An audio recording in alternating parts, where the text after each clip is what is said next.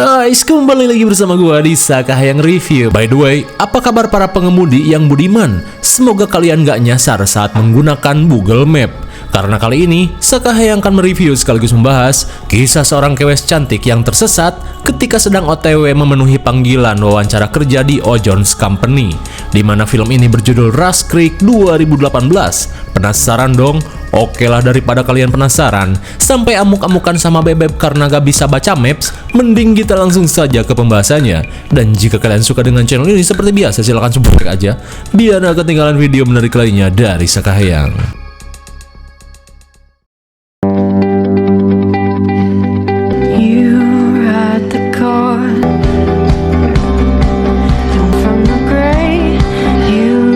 Film ini diawali dengan diperlihatkannya kewes cantik bernama Scott Sawyer yang sangat hobi olahraga untuk menjaga fisik dan juga kekencangan knalpotnya.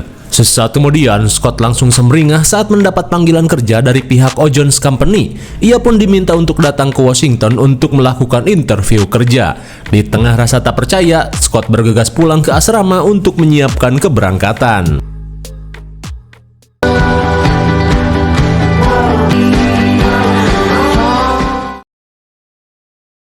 Di keesokan harinya, Scott memulai perjalanan panjang menuju kota Washington dengan harapan memperbaiki hidupnya yang kini pas-pasan.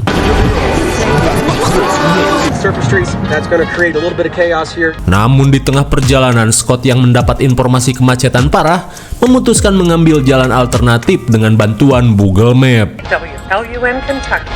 Empire State Building. I think I take rerouting to Washington, D.C.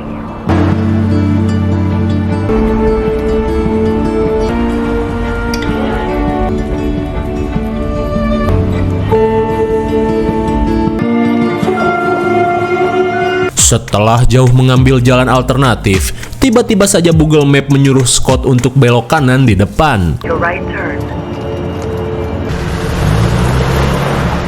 Sontak Scott pun kesal karena Google Map malah mengarahkannya untuk apruk-aprukan. Dirasa error, Scott memutuskan untuk mencari belokan di depan.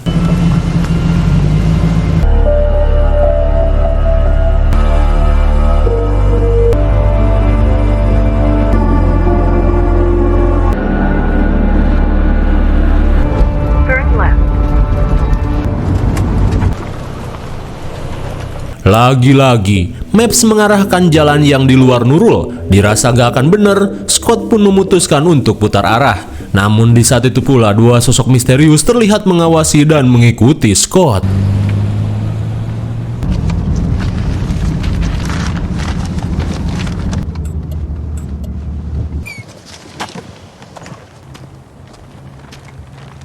Ketika Scott melihat peta manual, tiba-tiba saja sebuah mobil koblak melintas dan berhenti. Di tengah rasa was-was, si pengendara koblak bernama Hollis dan saudara suburnya Buck tiba-tiba SKSD dan langsung menawarkan bantuan. Karena sepertinya Scott sedang kesasar, mereka yang mengaku sebagai warga sini dengan senang hati akan membantu Scott mencari jalan. Akan tetapi Scott yang curiga berusaha menolak dengan cara halus. Well, right. Almost forgot your map. Oh, thanks. Sontak Scott pun panik saat melihat gelagat aneh Hollis, apalagi saat Hollis memaksa Scott untuk ikut ke rumahnya, di mana ia akan menraktir Scott mabok uyah haram. Hollis pun berkata jika ia tidak akan melepaskan Scott jika Scott belum menuruti keinginannya.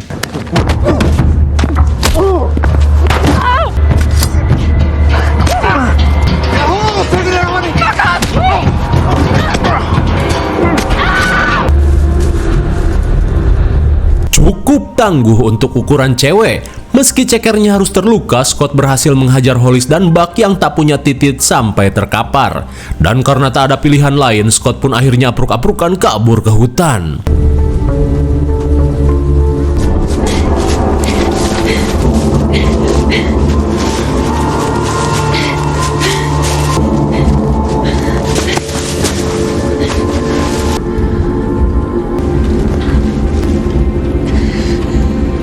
Setelah berhasil menghentikan pendarahan, Scott langsung melemparkan batu untuk mengecoh Hollis dan Buck.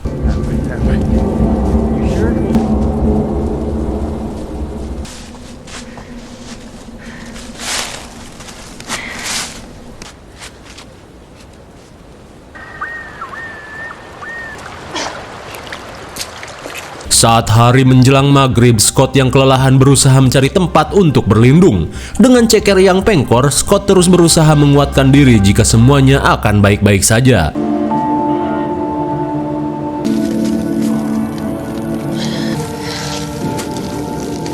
Hingga saat malam poek, Scott memutuskan untuk tidur di antara bebatuan guna berlindung dari dinginnya malam yang menusuk tulang. Di keesokan harinya, Bribtu Nick mendapat telepon penemuan mobil misterius di sekitar Rush Creek. Lantas, ia langsung mengabarkan hal itu pada Kapolsek Sean. Mendengar hal itu, si Kapolsek berkata jika ia akan menanganinya sendiri, sedangkan Nick diperintahkan untuk mengurusi kasus lain.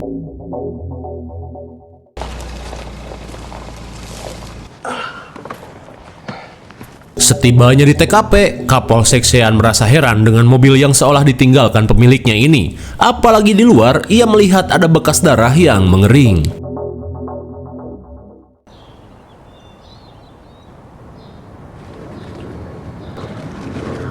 Kembali pada Scott, ia pun terbangunkan oleh suara helikopter yang melintas. Dengan cekernya yang pengkor, Scott terlihat berusaha meminta bantuan.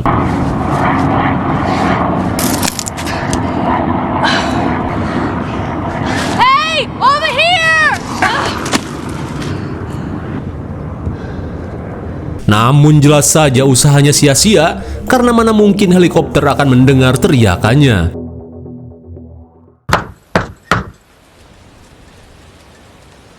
Di sisi lain, Kapolsek Sean tak kuasa menahan tawa saat melihat wajah Hollis yang bengep bak maling ayam.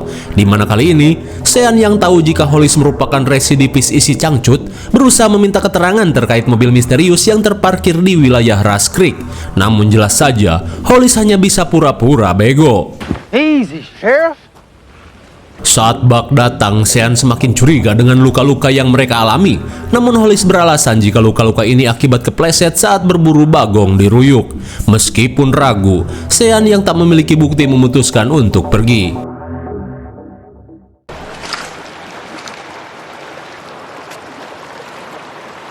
Sementara di sisi lain, sambil menahan rasa nyut-nyutan, Scott berusaha membersihkan luka di kakinya yang mulai mengalami infeksi. Sampai-sampai ia merasakan meriang bak gejala tipes.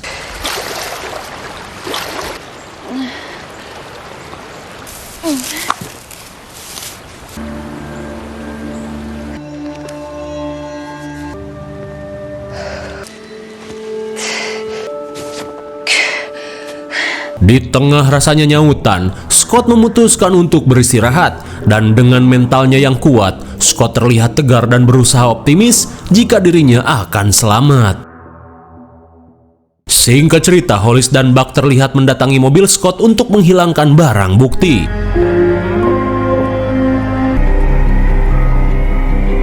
Di saat itu pula, Scott yang mengalami meriang langsung mengecek lukanya.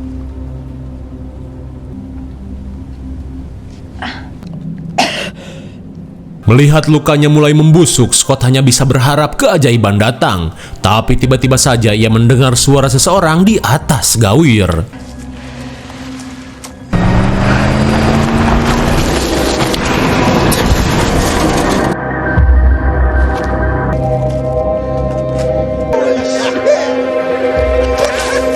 Betapa syoknya Scott saat dua berandal itu membuang mobil second pemberian orang tuanya. Di saat itu pula, Hollis terlihat kegirangan sambil mengecek keadaan mobil yang mereka lempar.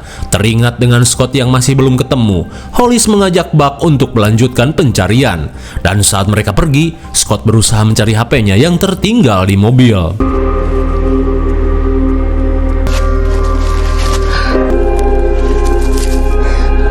Meski HP Ipungnya retak, tapi ia merasa lega karena masih bisa menyala. Akan tetapi Scott pun kesal dengan adegan susah sinyal yang klasik.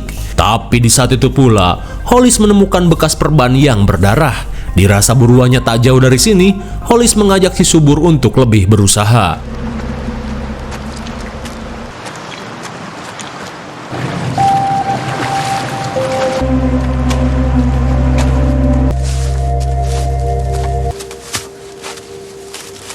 Kembali pada Scott, meski sudah jauh apruk-aprukan mencari sinyal, namun kata sutradara sinyal nggak boleh ditemukan sampai akhirnya HP keburu matot. Dan kini, Scott akhirnya meneteskan air mata dengan kondisi tubuhnya yang semakin lemah. Singkat waktu saat hari makin poek, Scott yang sempoyongan terlihat berjalan mendekati sebuah gubuk yang secara kebetulan ia temukan.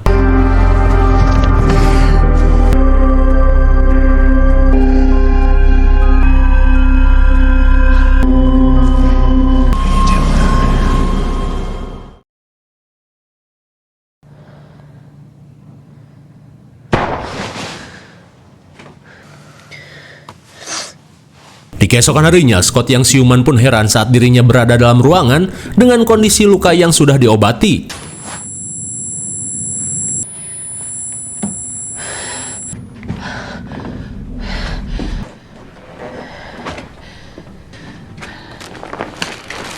Melihat pria misterius datang, Scott yang panik berusaha mencari senjata. Melihat Scott berontak, si pria bernama Louis berusaha membuatnya tenang.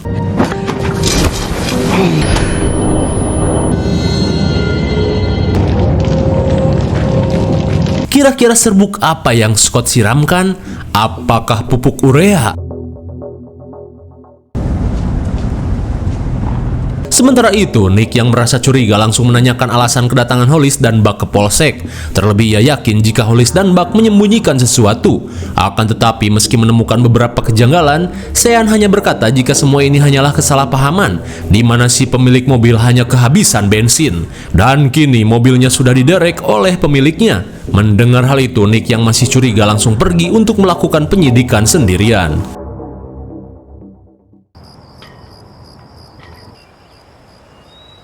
Di keesokan harinya, saat Louis membawakan makanan, Scott pun panik saat menyadari tangannya diikat bak domba Garut. Melihat Scott yang berontak, Louis meminta Scott untuk makan dulu. Meski merasakan salatri dan mah ekstrim, Scott yang ingin pulang terlihat sok jual mahal. Namun saat Louis sedang lengah, Scott yang tak kuat salatri langsung memakannya.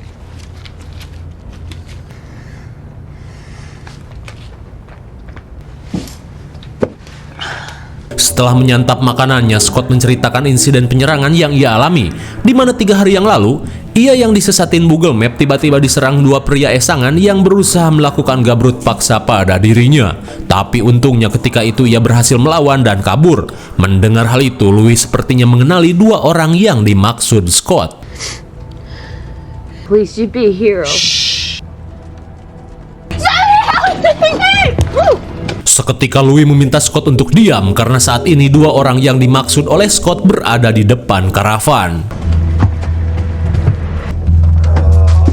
Serious as ever.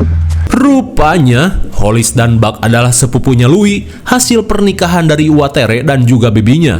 Lantas tanpa basa-basi, Hollis berkata jika ia sedang mencari keberadaan seorang kewes yang kabur ke dalam hutan. Beda halnya dengan mereka, Louis yang baik hati berusaha melindungi Scott dari kebejadan 2 sepupunya dengan mengungkapkan jika ia sama sekali tidak tahu menahu. Sementara di dalam karavan, Scott yang panik berusaha melepas tali domba yang mengikat tangannya. In the middle of the fucking rain. We tracked that girl up here. Di saat itu pula, Hollis yang mencurigai gelagat aneh Louis meminta Buck melakukan pengecekan. Mendengar hal itu, Louis terlihat panik apalagi Scott ia ikat di dalam. She ain't in there. Untung saja Scott berhasil melepaskan diri.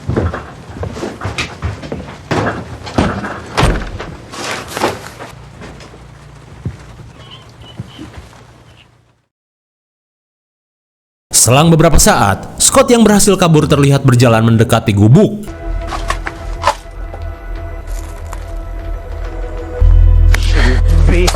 Melihat Scott yang berusaha pergi, Louis yang tidak ingin hal buruk terjadi meminta Scott untuk menuruti ucapannya dan menunggu waktu yang tepat untuk pergi dari tempat ini. Terlebih peradaban penduduk sangat jauh dari sini. Mendengar hal itu, Scott yang ripuh mau tak mau menuruti ucapan Louis. Di malam harinya, Komandan John yang jauh-jauh datang dari Polda ke Polsek menanyakan perkembangan kasus penemuan mobil merah di Rush Creek. Mendengar hal itu, Sean yang gelagapan menjelaskan jika kasus itu sudah selesai.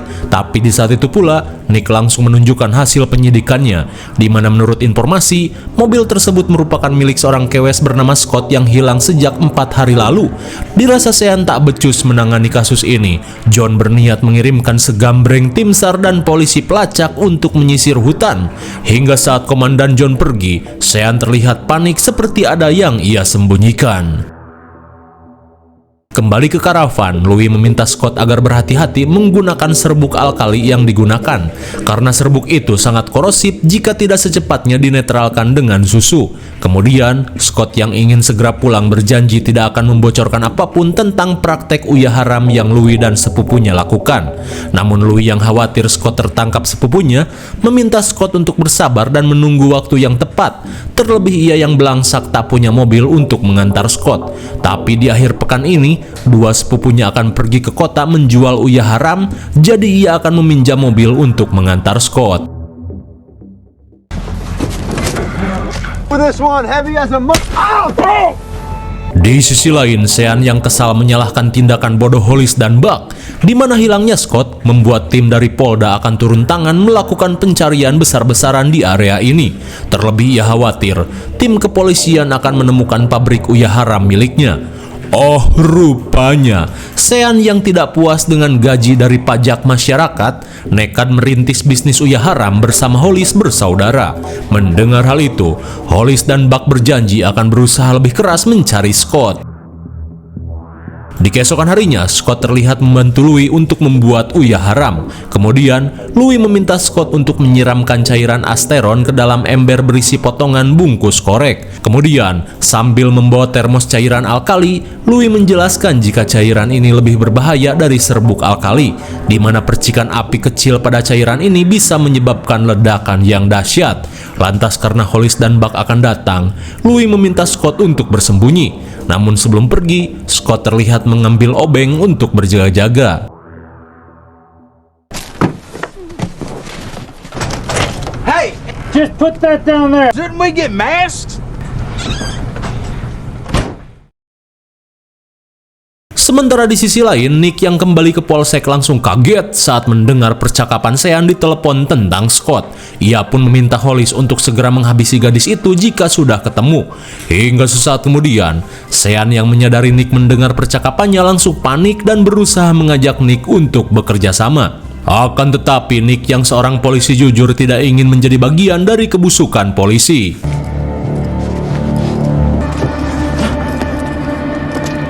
Di tengah kepanikan, Nick meminta Sean untuk diam karena hukum sebentar lagi akan menjeratnya.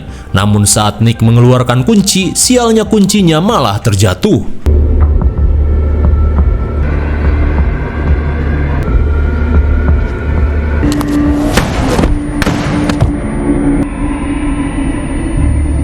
Oh my god, bagaikan Fredrin Sampo, Sean si polisi bejat dengan tega menghabisi anak buahnya karena tidak ingin kebusukannya terungkap.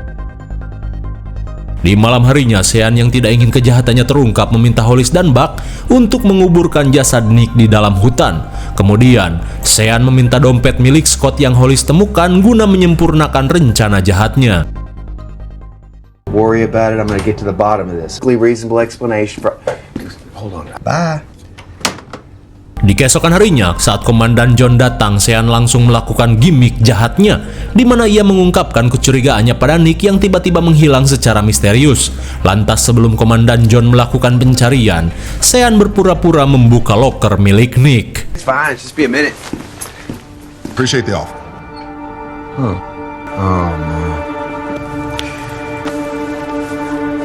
Sungguh biadab. Rupanya Sean memfitnah Nick yang telah menculik Scott.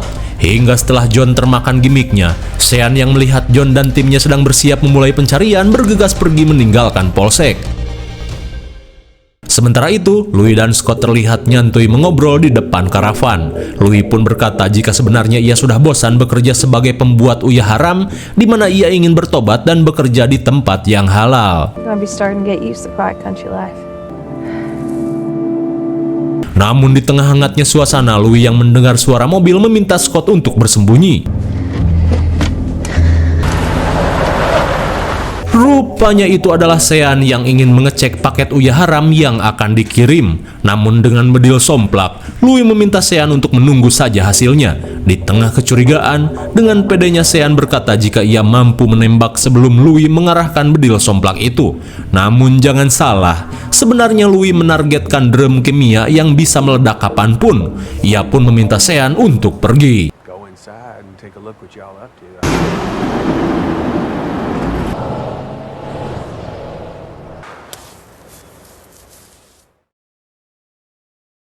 Singkat cerita, Hollis yang kini bersetelan oknum polisi langsung mengambil paket Uya Haram yang akan ia antarkan. Namun sesaat sebelum pergi, Hollis yang melihat jejak sepatu di tangga pun menyadari jika selama ini Louis telah menyembunyikan Scott.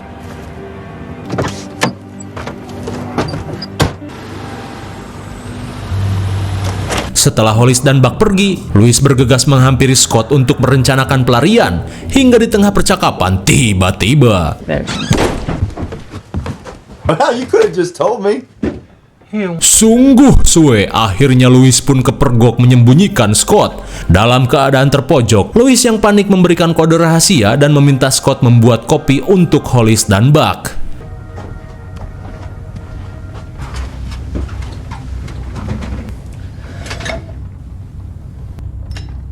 In my time. I mean, you see how trained I got it, don't you? Namun rupanya, yang Scott tuangkan adalah cairan alkali yang mudah meledak. Now get over here and sit on my knee. You sure do got some things to teach me. Hingga sesaat kemudian, si subur menyadari ada yang aneh dengan microwave ini.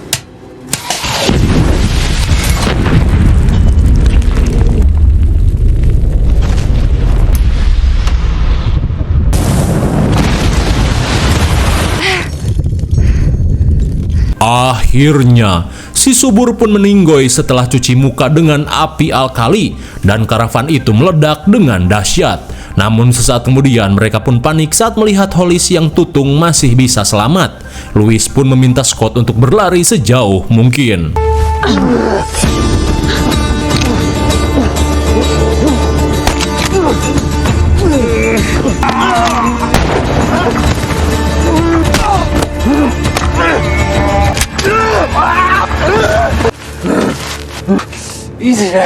Saat Hollis terpojok, Louis meminta saudaranya ini untuk bertobat dan meninggalkan bisnis haram ini.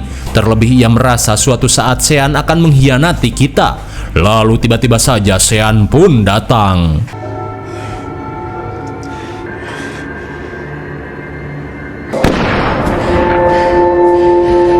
Malang sekali, Louis yang baik hati pun harus meninggoy ditembak Sean.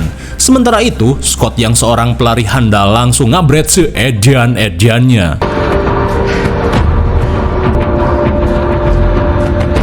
Kembali pada Sean, melihat kekacauan yang terjadi, si licik Sean akan menjadikan Hollis dan keluarganya sebagai tersangka utama. Ia pun akan menghabisi Hollis dengan tuduhan sebagai gembong Uya Haram. Mendengar hal itu, Hollis yang menyesal hanya bisa pasrah.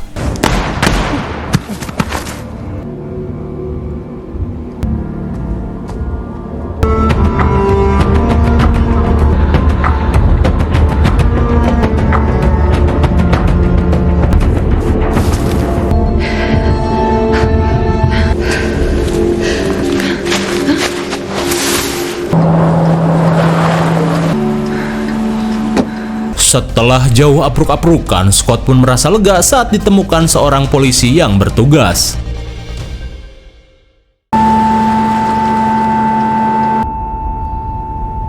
This Lowell Pritchard guy. Namun tanpa diduga, si petugas ini adalah Sean, di mana kali ini Sean si serip kopet meminta Scott untuk tenang. Namun di tengah obrolan, Scott pun menyadari suara polisi ini yang merupakan bos dari pabrik Uya Haram milik Louis. Hingga kepanikan Scott semakin menjadi saat Sean menghentikan mobilnya dan mengajak Scott ngapruk ke dalam ruyuk.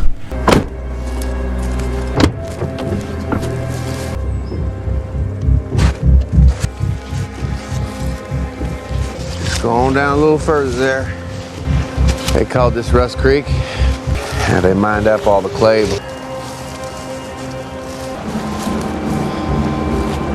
Setibanya di pinggir wahangan, Scott yang menyadari akan dieksekusi meminta Sean untuk bertobat karena meski hidup di dunia sebagai polisi, tapi di akhirat semua akan dipertanggungjawabkan. Tapi jelas saja Sean si polisi bejat merasa bodoh amat.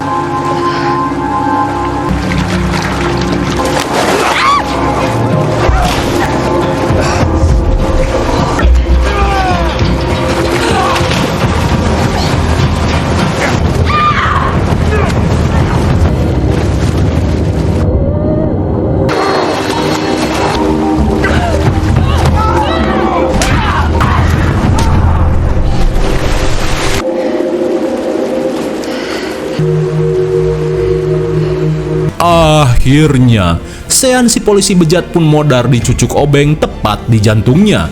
Lalu ia pun hanyut bagaikan Kemudian, dengan ceker yang pengkor, Scott berusaha kembali ke jalan.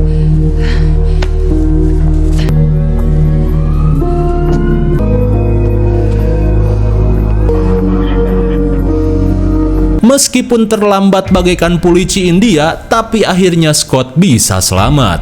Lalu, film pun sudah berakhir.